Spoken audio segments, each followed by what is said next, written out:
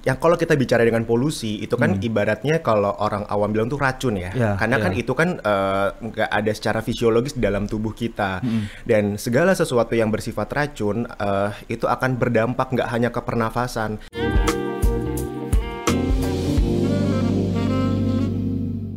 Halo, selamat datang Besti Jakarta Menyapa. Ketemu lagi bareng sama saya Bastian di Jakarta Menyapa pastinya. Nah, sekarang gue kedatangan tamu istimewa. Narasumber kita hari ini berkenaan dengan suatu hal yang sekarang lagi viral di media sosial. Siapa lagi sih? Apalagi kalau bukan polusi udara, khususnya di ibu kota tercinta yaitu DKI Jakarta ya. Nah, kita akan ngebahas tentang polusi dan juga bahayanya nih Besti. Kira-kira bahayanya apa? Apakah cuma ISPA aja atau ada penyakit-penyakit lain yang mempengaruhi kita, khususnya yang beraktivitas di ibu kota? Di studio Jakarta Menyapa kita kedatangan Dr. Bramantio Dwi Putra. Apa kabar, Dok? Baik. Alhamdulillah. Sehat ya? Sehat, alhamdulillah. Alhamdulillah. Ini kita lagi mau ngebahas tentang sesuatu hal yang viral di media sosial, terutama di ibu kota, yaitu tentang polusi udara. Yang seperti kita ketahui, polusi di Jakarta adalah salah satu polusi terburuk di dunia. Betul sekali. Nah, tapi dari kacamata dokter sendiri nih, sebenarnya bahaya dari polusi udara itu apa aja, Dok? Ya, sebenarnya kalau kita bicara dengan polusi, polusi itu adalah gabungan. Dia tidak hanya satu zat aja, tapi ada berbagai macam zat yang terkandung di dalam polusi tersebut. Dan biasanya kita kenal dengan satuan PM atau partikular molekuler. Nah, di dalam zat polusi itu sendiri, dia ada karbon monoksida, ada sulfur, bekas dari asap pabrik, dan dari asap kendaraan bermotor. Dan tentunya nanti semuanya itu akan berefek kepada kesehatan kita, terutama organ-organ yang meliputi pernafasan seperti paru-paru, terus seperti hidung, dan nantinya semua akan berdampak secara keseluruhan terhadap kesehatan tubuh kita. Seperti itu. Jadi termasuk bahaya juga untuk masyarakat yang apalagi kalau sekarang beraktivitas di ibu kota ya, Dok ya? Betul. Nah, terus setelah itu banyak bermunculan yang sempat jadi meme juga, yaitu penyakit atau boleh dibilang sakit ISPA. Ya. Banyak masyarakat yang mungkin ada yang sudah tahu, ada yang belum tahu. ISPA nih, batuk sedikit, ISPA nih gue gitu kan. Nah, sebenarnya kalau ISPA sendiri itu apa, Dok? Sebenarnya ISPA itu adalah kepanjangan dari infeksi saluran pernafasan akut. Nah, jadi akut itu adalah segala sesuatu yang secara tiba-tiba, biasanya akibat oleh polusi atau misalkan akibat oleh infeksi, atau infeksi itu ada macam-macam. Ada dari bakteri, ada dari virus, dan segala macamnya. Dan tentunya ISPA ini pasti akan mengganggu aktivitas seseorang, karena kan orang itu pasti akan ada terjadi malaise, atau malaise itu sakit-sakit badannya, nyeri seluruh badan, lalu pasiennya juga nanti bisa ada demam, ada batuk. Tentunya ketika batuk kan juga mengganggu performa seseorang kan. Misalkan lagi kerja kita batuk-batuk, terus belum lagi ada sesak. Nah, itu sih sebenarnya. Oke, nah tadi kan dokter mengatakan bahwa kalau ISPA itu salah satu boleh dibilang gejalanya batuk, terus nggak enak badan, sesak. Ada gejala lain nggak yang mungkin timbul di masyarakat yang harus diketahui, misalnya pilek kah, atau demam kah, atau gimana? Ya, sebenarnya yang kalau kita bicara dengan polusi itu kan ibaratnya kalau orang awam bilang tuh racun ya, karena kan itu kan nggak ada secara fisiologis di dalam tubuh kita, dan segala sesuatu yang bersifat racun itu akan berdampak nggak hanya ke pernafasan, tapi ternyata di luar negeri sana sudah ada penelitian yang memang ternyata dari polusi ini kita bisa riskan atau high risk untuk terjadinya cancer, terutama lung cancer, kanker paru-paru. Lalu yang kedua tentunya juga masalah hormonal, masalah kesulitan tidur, lalu masalah dalam fokus untuk berpikir. Lalu beberapa penelitian juga mengaitkan dengan terjadinya gangguan depresi, gangguan cemas berlebihan gitu. Lalu masalah yang lainnya adalah masalah kulit. Ini biasanya orang-orang sekarang kan lebih cenderung concern ke masalah kulit gitu. Padahal sebenarnya nggak hanya organ kulit aja loh yang penting gitu kan. Karena kan emang sebenarnya kalau kulit itu kan memang secara fokus ke kita langsung kelihatan langsung. Tapi ternyata dari paru-paru pun juga sama pentingnya, nggak kalah pentingnya gitu. Jadi kita tidak hanya boleh fokus ke bagian kosmetik aja. Gitu. Jadi boleh dikatakan ini sangat bahaya karena bisa mengganggu satu tadi dikatakan fokus, terus kurang bisa kurang tidur, susah untuk tidur, terus kanker paru-paru juga. Betul. Nah, untuk masyarakat awam seperti saya nih yang notabene buta dengan obat-obatan nih dan buta dengan ISPA juga, kira-kira langkah untuk menanggulangi ISPA di kita masyarakat awam yang belum tahu harus ngapain, Dok? Apakah ada obat khusus atau masyarakat bisa kok pakai obat tradisional gitu? Sebenarnya sebelum kita bicara mengenai obat, kita harus utamakan dulu tindakan yang namanya tindakan preventif atau tindakan pencegahan. Karena apabila tindakan pencegahan itu sudah baik, tentunya kita tidak perlu dengan pengobatan-pengobatan, ya kan? Yang simple aja, misalkan keluar pakai masker, itu sangat-sangat membantu, gitu. Terutama apalagi kalau maskernya itu kan masker ada banyak macam-macamnya, Sam. Ada KN95, ada N95 gitu. Pakai masker biasa aja sudah membantu, gitu. Apalagi menggunakan masker yang spesifikasinya lebih tinggi, seperti masker N95 atau masker KN95 tentunya lebih baik, gitu. Lalu yang kedua, kita bisa menggunakan air purifier. Ya, karena air purifier kan sekarang harganya juga udah makin lama makin terjangkau ya, Sam. Kalau misalkan kita lihat bisa taruh di rumah atau di kendaraan, itu sangat-sangat membantu, gitu. Terus yang ketiga, hidrasi. Hidrasi itu dalam arti minum air putih yang cukup, gitu, untuk bisa mengurangi partikel-partikel yang beracun di dalam tubuh kita, gitu kan. Karena seperti kita ketahui kan fungsinya hidrasi itu kan untuk membuang kotoran racun-racun dari dalam tubuh, ya kan. Lalu yang keempat adalah vitamin. Itu juga nggak kalah penting. Vitamin, ya kalau misalkan sebenarnya vitamin itu kan suplemen tambahan kita masuknya. Ya kalau misalkan kita merasa makan buah-buahan sudah cukup, ya tidak perlu vitamin, gitu. Yang jelas kita harus makan buah-buahan, makan serat, makanan yang bergizi. Lalu kapan sih kalau misalkan kita butuh obat? Nah, kita butuh obat itu kalau misalkan sudah ada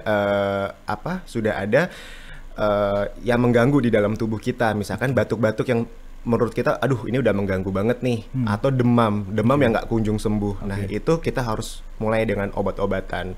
Obat-obatannya kita bisa seperti obat-obat alergi, karena kan obat alergi itu biasanya kadang-kadang yang namanya polusi ya, Sam, bikin flu, bikin pilek. Nah, itu kita bisa pakai obat-obatan alergi atau kita nyebutnya sebagai antihistamin.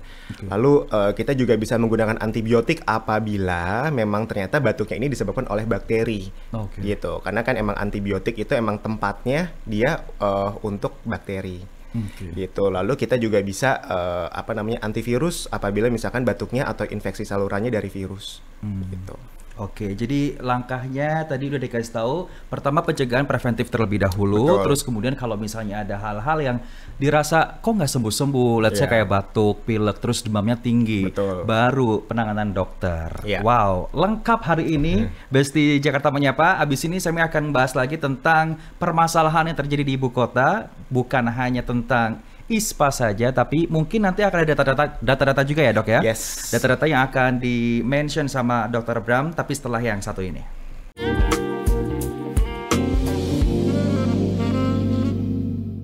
Besti Jakarta Menyapa masih bareng saya Bastian dan juga Dr. Bram di studio Jakarta Menyapa. Kita akan ngebahas masalah polusi lagi. Nah, tadi Dr. Bram mengatakan bahwa salah satu langkah preventif adalah sedia vitamin. Tapi banyak masyarakat di luar sana yang masih bertanya-tanya, vitamin kan salah satu boleh dikatakan obat juga ya. Dan kalau dikonsumsi setiap hari, apakah berbahaya atau enggak? Banyak pertanyaan masyarakat yang seperti itu, Dok. Ya, betul. Sebenarnya kita flashback lagi, kita review lagi apa yang kita makan sebenarnya.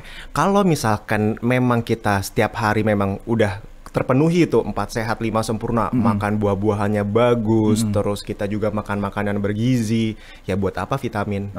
Bener nggak? Karena kan sebenarnya ketika kita makan vitamin yang over, tentunya ginjal juga akan bekerja lebih keras untuk membuang dari sisa-sisa metabolit vitamin.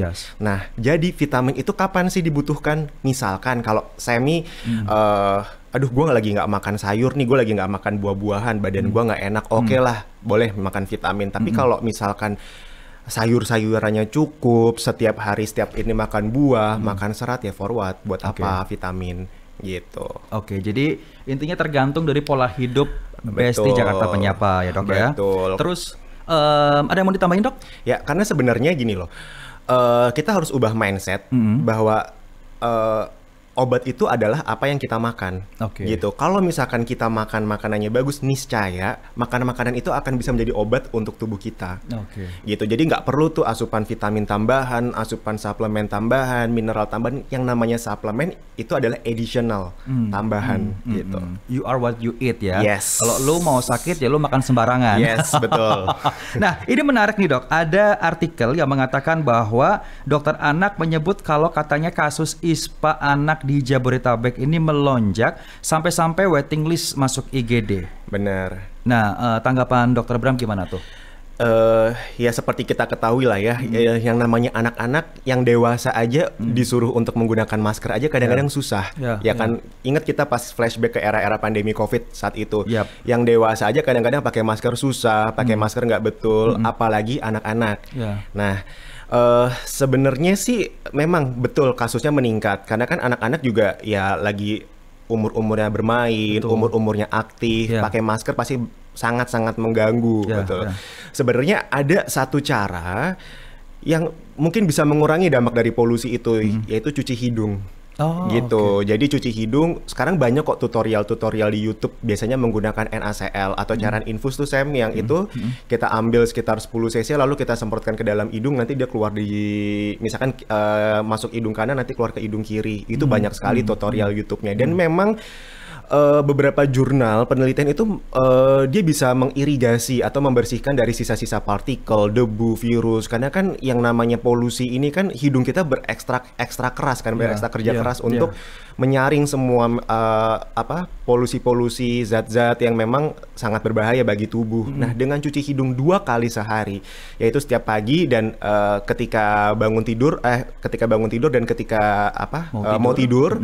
Nah, itu sangat-sangat membantu. Oke, salah satunya adalah itu ya dok ya. Intinya adalah teman-teman di rumah, apalagi yang punya anak, ini ilmu parenting juga nih. Kalau misalnya anak-anaknya bandel nggak mau pakai masker, ini bisa dijadiin salah satu rekomendasi cara untuk meminimalisir adanya ISPA di kalangan anak-anak. Nah, tadi Dokter Bram mengatakan bahwa ISPA ini hampir semacam kayak COVID-19 ya. Jadi kita kalau keluar tuh harus pakai masker. Nah, kalau untuk implementasi dulu kan COVID kayaknya kalau kita habis dari luar terus kita harus bener mandi, terus baju yang kita pakai harus langsung dicuci. Nah, sama bahayakah juga dan harus melakukan itu juga kah atau enggak nih? Sebaiknya melakukan hal yang sama. Gitu, karena yang namanya polusi itu pasti akan menempel ke dalam tubuh kita, menempel ke baju. Seperti kayak gini deh. Sam kalau misalkan naik motor keluar gitu, pasti motornya juga bau asap kan? Maksud saya bajunya juga bau asap kan? Nah, sama kayak di anak-anak itu juga. Jadi begitu selesai dari luar, baiknya dicuci. Gitu. Oke, jadi ini langkah-langkah apalagi buat teman-teman Besti Jakarta Menyapa yang kalau udah sampai rumah capek terus langsung tidur.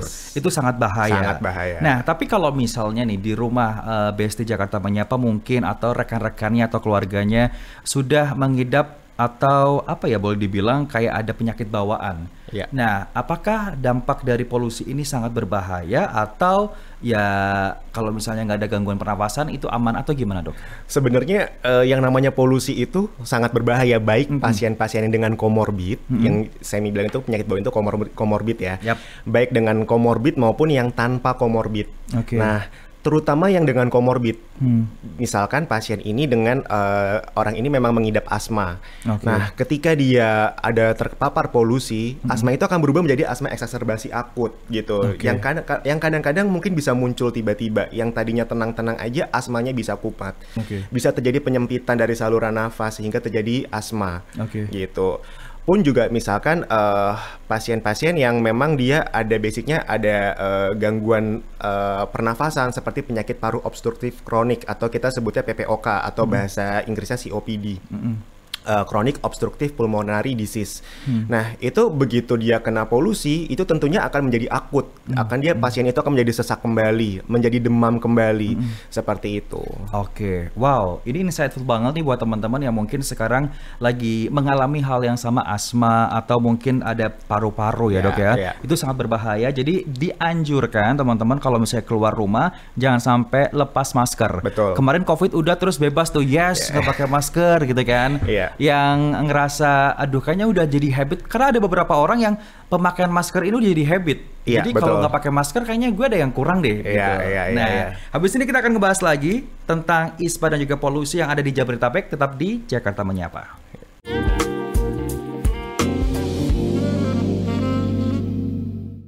Terima kasih Besti Jakarta Menyapa yang masih standby seria selalu bareng sama Semi dan juga Dr. Bram. Dan ini penting banget untuk disimak sampai akhir nanti karena obrolan hari ini daging banget guys. Kenapa gue bilang daging? Karena ini menyangkut hajat hidup orang banyak. Benar. Adalah penyakit yang sekarang lagi jadi trending topik, yaitu ISPA. Nah, buat teman-teman tadi sudah di-mention juga sama Dr. Bram yang sering keluar ataupun teman-teman yang mungkin pekerjaannya mobile, jangan sampai lupa terus pakai masker dan jaga kondisi badan. Kalau misalnya lagi drop, sering-sering minum vitamin. Kalau misalnya makin drop, jangan sampai lupa konsultasi ke dokter. Nah, Dr. Bram tadi kan mengatakan bahwa ISPA ini nggak jauh berbeda dengan COVID dari cara penyembuhannya dan lain sebagainya. Nah, kita jadi teringat flashback nih sama COVID-19 itu kan dulu sampai banyak banget yang namanya vaksin. Betul, vaksin 1, vaksin 2, vaksin 3 ya kan, sampai nggak masuk mall aja kalau nggak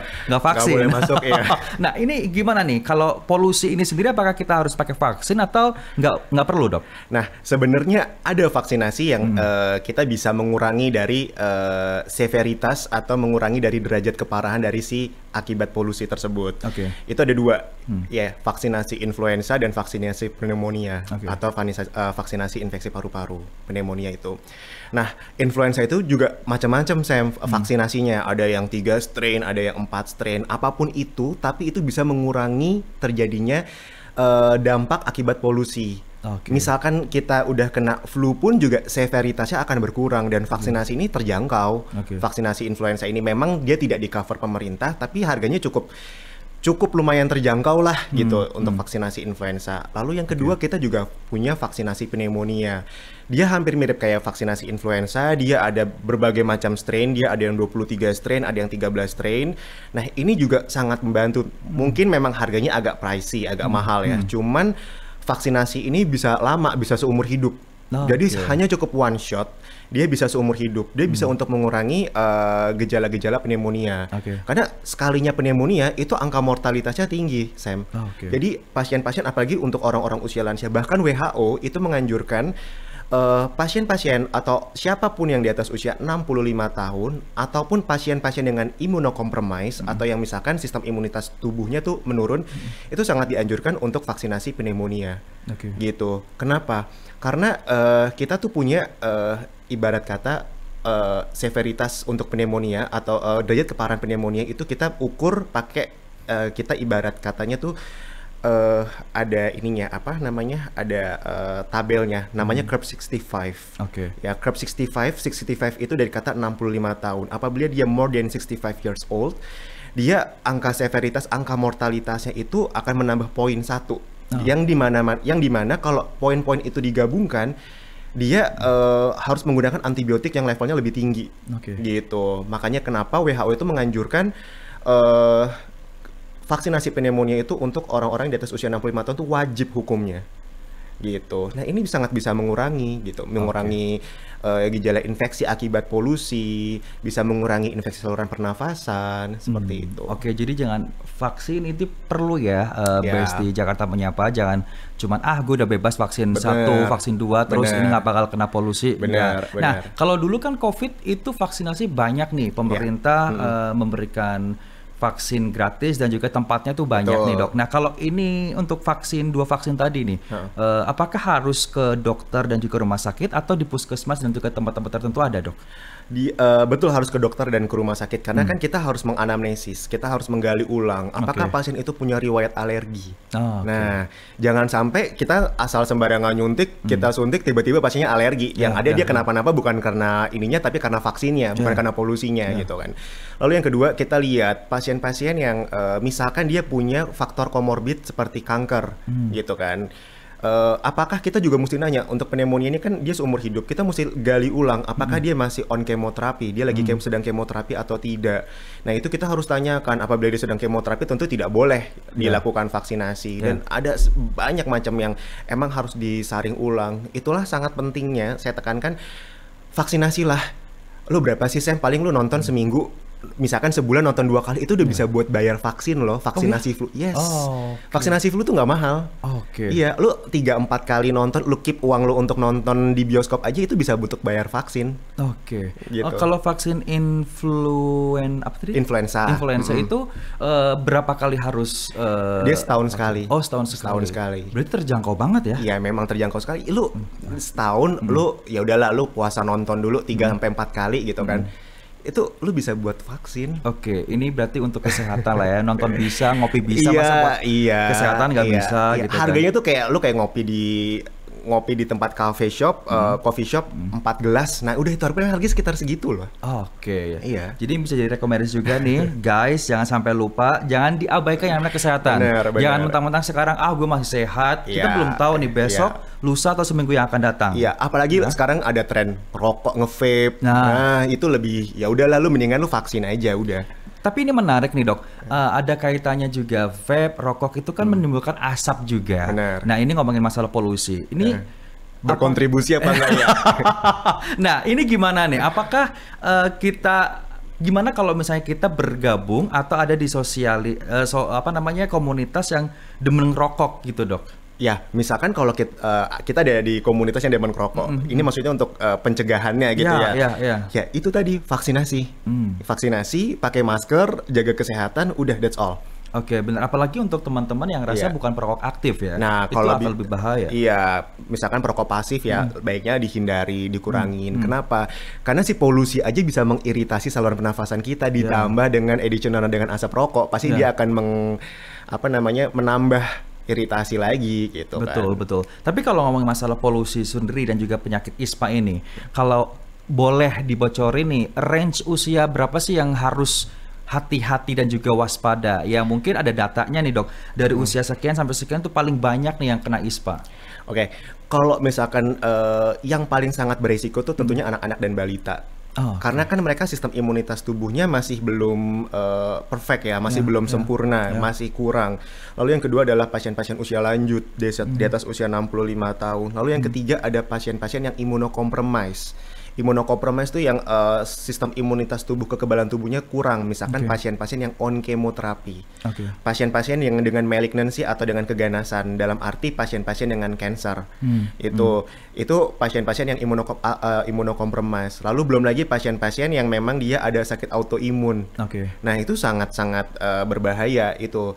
Nah, untuk datanya sendiri, tadi saya menanya data sendiri ya. Datanya ini jujur di tahun ini tuh meningkat tajam. Itu hampir sekitar 638.000 menurut Dinas Kesehatan kita. Itu 638.000 itu terjadi pasien-pasien dengan gangguan infeksi saluran pernafasan akut itu. Wow. Gitu. Ini bukan angka yang kecil ya. Betul. Dan ini juga harus ditanggulangi, apalagi buat pemerintah. Ini sekarang mungkin lagi menggodok bagaimana cara meminimalisir adanya penyakit ISPA ini. Dok, habis ini kita akan ngebahas lagi. Dan Besti Jakarta Menyapa, jangan kemana-mana, tetap bersama kami setelah yang satu ini.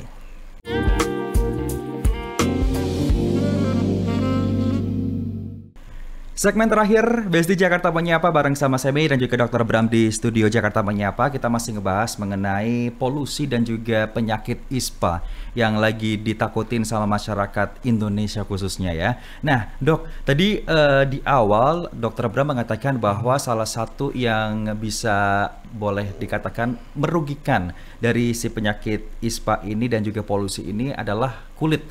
Nggak denial ya, kita tuh ngelihat semuanya itu dari looknya nih. Ya kan, kalau banyak orang di Jakarta, apalagi di Jabodetabek ini kan kerja mobilisasinya di sini, kena panas, kena polusi, terus tiba-tiba kok jerawatan, kok tiba-tiba kusem gitu. Nah, ini seberapa berdampakkah polusi ini terhadap kesehatan kulit, dok? Ya, tentunya apalagi kita ngeliat tren 2023 Korea sekarang ya, katanya glass skin itu. Jadi kulitnya kayak mengkilap gitu kan, glass skin. Ya sebenarnya polusi ini tuh yang jelas dia akan menumpuk di sel kulit kita, menumpuk di sel kulit kita dan tentunya akan mempercepat proses penuaan, ya mempercepat proses penuaan. Udah gitu juga nanti kulit kita ini kan bernafas ya, pori-pori kulit kita ini bernafas. Tentunya dengan adanya polusi akan kehambat semuanya. Alhasil dia nanti kelenjar minyak kita nggak bisa keluar, terus udah gitu nggak bisa bernafas, menumpuk ke dalam, akhirnya menjadi jerawat gitu. Dan tentunya polusi-polusi itu kan juga banyak radikal bebas ya Sam. Itu akan mempengaruhi yang namanya aging, mempengaruhi proses penuaan gitu. Makanya ada minuman yang namanya kayak antioksidan atau segala macam. Polusi itu tuh mengandung oksidan yang tinggi, mengandung racun radikal bebas yang tinggi, sehingga kulit kita tuh cepat terjadi penuaan. Makanya kalau kita habis keluar, saran kita tuh harus cuci muka. Harus rajin-rajin cuci muka gitu. Dan cuci muka tuh yang kayak gimana? Cuci muka tuh yang sehari 2 kali, minimal 2 kali lah. Dan benar-benar cuci mukanya yang jangan asal gosok terlalu keras gitu juga jangan. Yang biasa gentle aja.